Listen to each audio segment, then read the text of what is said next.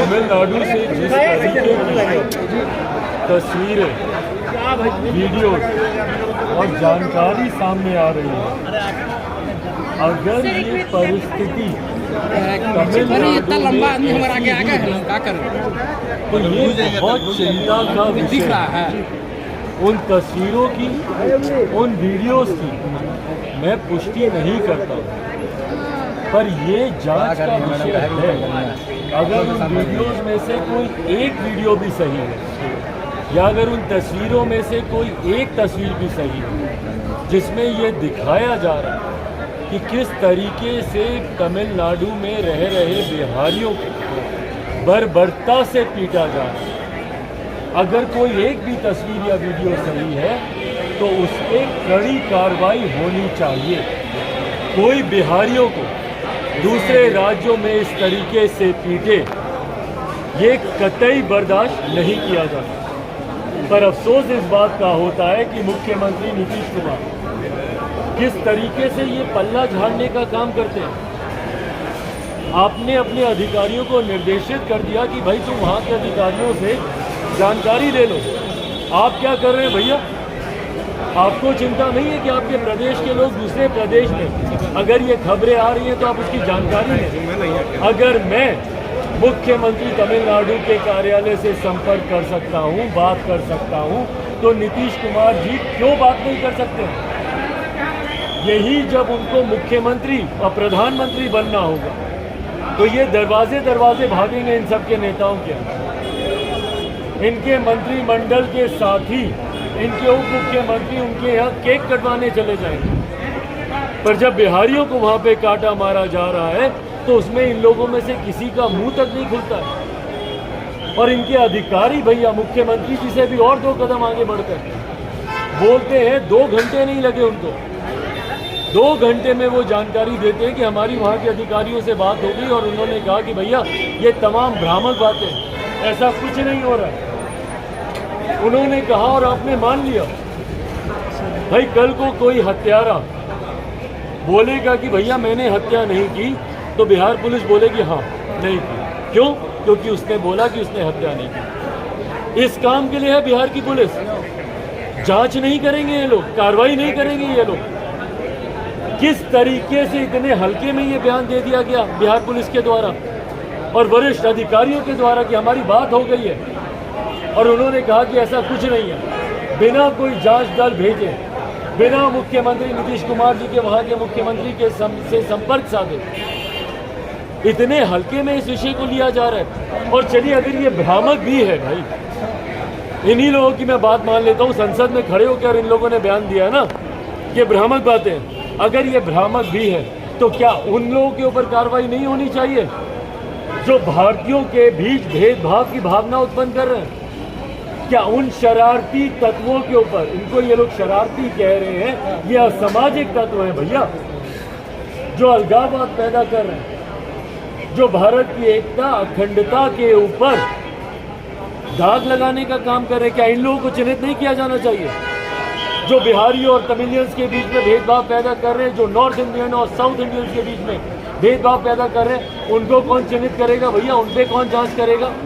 तो कारण जो भी हो भैया, ये भ्रामक है तो भी उन लोगों को चिन्हित करना चाहिए। आप शांति से नहीं बैठ सकते मुख्यमंत्री नीतीश कुमार जी।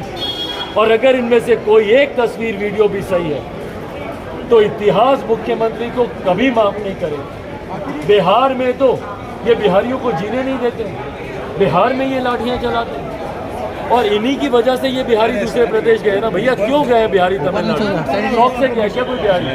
वहाँ पर जाकर मजदूरी कर रहे हैं तो मुख्यमंत्री नीतीश कुमार जी की नाकामियों की वजह से, इनकी गलत नीतियों की वजह से बिहारी दूसरे प्रदेश में गए और वहाँ पर जा रहे हैं, वहाँ पे भी उनको मारा जा रहा है। तो बताइए भैया बिहारी करे क्या? कहीं तो सम्मान से जिएगा।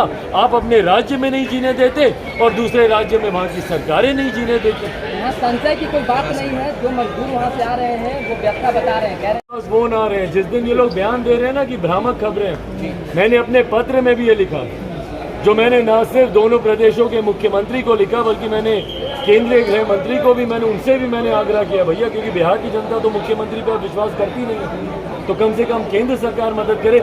मुझे रोज फोन आ रहे हैं भैया कि हम लोग 50 लोग एक जगह पर हैं, हम लोग 25 लोग एक जगह पर हैं, हम लोग को मारा जा रहा है, खाने के लिए नहीं है, बाहर निकलने से हम लोग डर रहे हैं। और ये लोग बिहार की विधानसभा में खड़े होकर ये लोग बोल रहे हैं कि भैया भ्रामक बातें हैं। जो लोग आ रहे हैं अपनी व्यथा बता रहे हैं, उनसे सुनिए भैया। और ये लोग भ्रामक सोशल मीडिया पे ऐसे ही शरारती तत्व, शर्म आनी चाहिए बिहार की सरकार को। कमेटी बनाई है, अब कमेटी बनाई है, पहले निर्देशित कर रहे थे और उसके बाद निर्देशित करने के बाद अधिकारियों ने क्लीन चिट दे दी और अब इनको याद आ रहा है कि भैया हम कमेटी बनाएं। क्यों सर्वदलीय कमेटी को नहीं भेजा जा रहा? वहाँ पर अपनी राजनीति ये लोग चमका रहे हैं। इनके मंत्रियों के पास समय वहाँ के मुख्यमंत्री का जाके बर्थडे का केक कटवाने का, ये समय नहीं है कि वहाँ पे रह रहे बिहारियों से ये लोग जाके मुलाकात कर लें। भाई जो भी हो, जो भी दोषी हो, सख्त से सख्त कार्रवाई करें। मुख्यमंत्री जी इसमें तत्परता दिखाएं। भैया आज तो सरकार में आप भी हैं ना, दुर्भाग्य की बात है ये कि एक ऐसे मुख्यमंत्री सत्ता में बैठे हुए हैं जिनके पास दूसरे राज्यों में बिहारियों के लिए फुर्सत ही नहीं है। चिराग जी, पहले भी इस तरह की घटनाएं सामने आई है लेकिन राज्य सरकार ने कुछ नहीं किया है। पंजाब की बात कर ले, आंध्र प्रदेश की बात कर ले, तमिलनाडु की बात कर ले, तो लगातार हमले हुए हैं। कब तक बिहारियों के ऊपर इस तरह की घटनाएं होती रहेंगी? जब तक मुख्यमंत्री नीतीश कुमार जी रहेंगे, बिहारियों के स्वाभिमान से ये खिलवाड़ करते हैं। इनकी वजह से बिहारी शब्द गाली बन गया, मुख्यमंत्री नीतीश कुमार जी की वजह से। इनकी वजह से बिहारी दूसरे राज्यों में जाने के लिए मजबूर हैं। पलायन के आंकड़े देख लीजिए, इनकी वजह से साल दर साल वो आंकड़े बढ़ते हैं। और अफसोस की बात यह कि उसके बाद उन बिहारियों को सुरक्षा तो दीजिए भैया। इनको मैंने कई बार आग्रह किया कि हर राज्य में, क्योंकि बिहार से ही सबसे ज़्यादा पलायन होता है शिक्षा रोजगार के लिए, हर राज्य में गठित कीजिए भैया एक बिहार प्रवासी केंद्र, ताकि बिहारियों को कोई भी समस्या उस राज्य में हो तो उस केंद्र से वो संपर्क करें। कहाँ जाएंगे भैया बिहारी? बताएं ना मुख्यमंत्री जी, या मरने के लिए इन्होंने छोड़ दिया सबको। जितने अहंकार में मुख्यमंत्री हैं ना और इनकी पूरी सरकार है, इनको लग रहा है कि भैया कोई जिए मरे, जोड़ तोड़ के आंकड़े हम लोग के पास है। यही कारण है कि आज ये तीसरे नंबर की पार्टी बनी। और वो दिन दूर नहीं जब जनता दल यूनाइटेड का नामो निशान नहीं बचेगा, इनका कोई नाम लेने वाला नहीं बचेगा। जिस तरीके से ये बिहारी उत्पीड़न के ऊपर ये लोग खामोश हैं। चाचा भतीजे पर अकेले चिराग जी भारी पड़ गए हैं आप। भाई मैं नागालैंड की जनता को धन्यवाद करूं, जिस तरीके से उन्होंने लोक जनशक्ति पार्टी रामविलास पर विश्वास जताया। और भाई ये एक मजबूत विश्वास है, इसको लूप में आया हुआ मत नहीं कहा जा सकता। मजबूत जनादेश नागालैंड की जनता ने दिया। लगभग 9% का मत हम लोग को मिला। जहां 2 सीटें हम लोग जीते, वहीं 8 सीटों पर हम लोग दूसरे नंबर पर रह रही। डायरेक्ट लड़ाई में लोक जनशक्ति पार्टी वहां पे रही। ये अपने में दर्शाता है भैया कि बिहार फर्स्ट, बिहारी फर्स्ट। बिहार में जिस तरीके से लोक जनशक्ति पार्टी रामविलास का जनाधार बढ़ रहा है, उसकी झलक कहीं ना कहीं दूसरे राज्यों में भी जा रही है। और दूसरे राज्यों की जनता भी बिहार के इस विजन पर विश्वास करते हुए ये उम्मीद रख रही है कि उनके राज्य में भी जात पात, धर्म, मजहब हर चीज़ से हटकर उनके इश्यूज़ को प्राथमिकता दी जाएगी, विकास को प्राथमिकता दी जाएगी। और इसीलिए वैसे दल की तरफ लोक जनशक्ति पार्टी रामविलास पर विश्वास राष्ट्रीय पार्टी बनने गए थे भैया। बिहार में चिराग जी राष्ट्रीय दल बनने गए थे, जनता दल यूनाइटेड। कितनी मेहनत किए थे ये लोग, इनकी मेहनत देख लीजिए भैया। उस वक्त अगर आप लोग को याद हो तो जिनके साथ ये गठबंधन में है कांग्रेस, राहुल गांधी जी की समापन कौन सी यात्रा वो थी, भारत जोड़ो यात्रा, तो उसका समापन हो रहा था कश्मीर में। तमाम दल के नेताओं को निमंत्रण दिया गया था। जदयू इसलिए नहीं गई थी, इनके पार्टी के राष्ट्रीय अध्यक्ष ने कहा कि नहीं भैया नागालैंड में हम लोग गए। नागालैंड में पार्टी प्रचार में व्यस्त है। बड़े से बड़े नेता कैंपेन कर रहे हैं, वहाँ पे कैंपिंग कर रहे हैं, कितने मंत्री जाके वहाँ पे दिन रात प्रवास वहाँ पे कर रहे हैं, और क्या नतीजा निकला?